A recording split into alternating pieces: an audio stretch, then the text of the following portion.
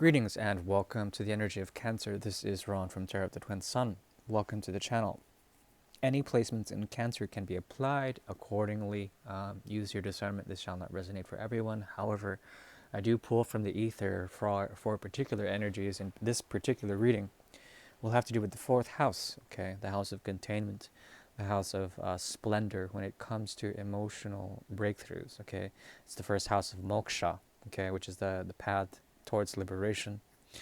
The Great Mother is also in this house. On the opposite, the Great Father, Saturnine energy, as well as Capricorn, the 10th house, okay, karma, time, and containment in the material world, okay, as opposed to anything that is in the abstract realm of liberty, of water, okay? So, we'll go ahead and begin with a reading known as the Great Mirror. The Great Mirror is a tool devised by the Order of the Twin Sun in order to see particular energies, karmas, that have to do with Cancer, the 4th house, and the 10th house in the opposite position. Okay, so you can project if you want to, or reflect upon the opposite placements, whomever is here, as someone who is a significant other or insignificant other, some other would approach in this reading. We'll go ahead and begin now.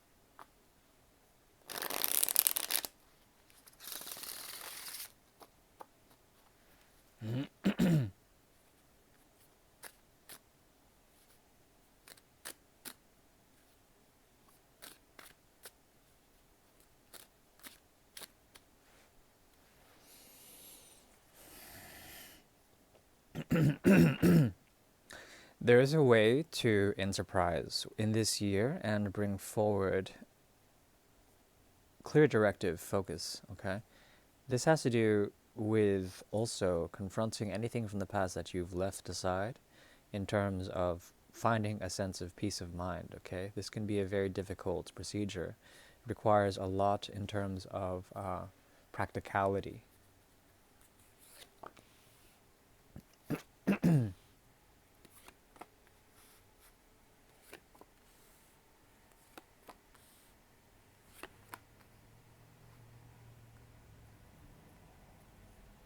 Okay, so I'm seeing here, and this has been showing up a lot in the reading, the Hierophant's energy approaches, and the Hierophant is in the reverse. There are many challenges when it comes to this type of connection. There also is, once again, an enterprising quality that requires a lot of revision of what you have done, what you have become, okay? Reinvesting into the right things is very important, especially when addressing some of the more elementary or rudimentary forces that would produce the effect of having stability, okay? This is emotional stability. This is also responsibility within your own social understanding of the world around you. This will also help you to understand any blocks that you might have had in terms of becoming a light or a ray of joy for others.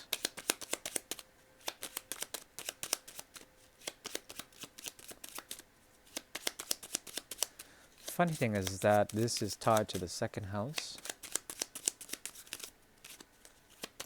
and it's in reverse. So if there's anything that you're dealing with in terms of the practical world, there's an ability here for you to structure that in such a way that you would break free from any limitations in that. What I'm seeing in terms of karma is that there is a movement to peace of mind, okay? At the same time, this movement requires a lot of stillness. And some sort of intuitive hit will come. Something is missing, though, in terms of this intuitive hit. You have to give it time. There's a secret truth from the past that needs to be said in order to produce the realm of stillness for you. The realm of stillness in mind and stillness in emotional content. And perhaps that's something that you're trying to negotiate now, a way to break free from a stagnant position, okay? This person may see this in you as well. There's something about you that wants to but cannot give right now, because you're not in control of the elementary forces around you. Perhaps that's it. Perhaps there's something about balancing out different ways of thinking, different ways of feeling. Okay. There also is something here about someone who has made a choice and it's become a surprise for many.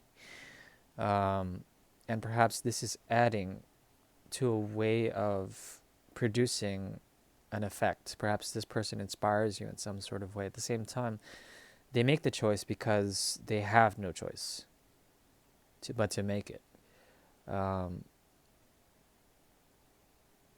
Yet they're very careful. They want to be careful,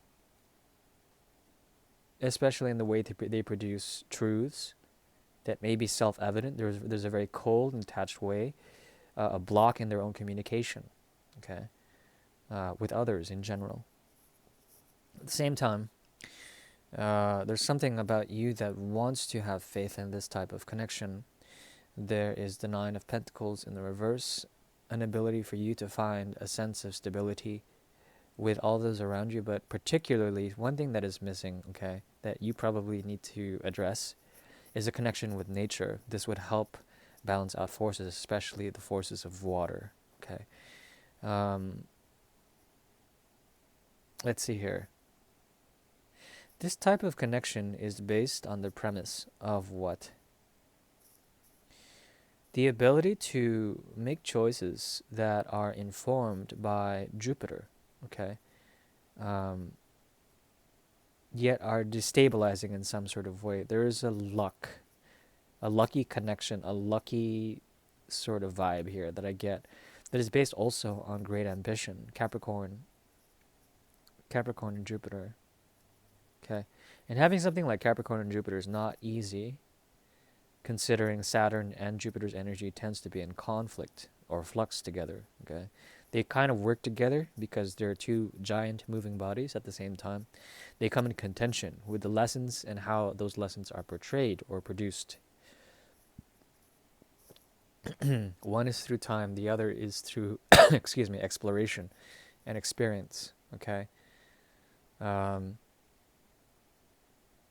There's something about you that wants to produce an effect here, okay? But this cannot come at your own well-being, and that is the foremost thing that must occur first, okay? And I think deep down you would know that. There's something here also about the need to bring about a natural force or drive or ambition. I see a lot of lion's energy coming from your side and trying to push forward with equilibrium, at the same time with a detachment, okay, that is still full of verve. It's Martian, yet it's cool. It's Aquarian, yet it's based on the impulse of a child, okay.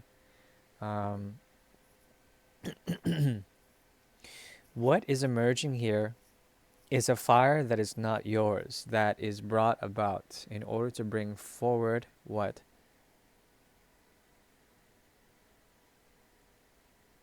An interesting collapse, okay?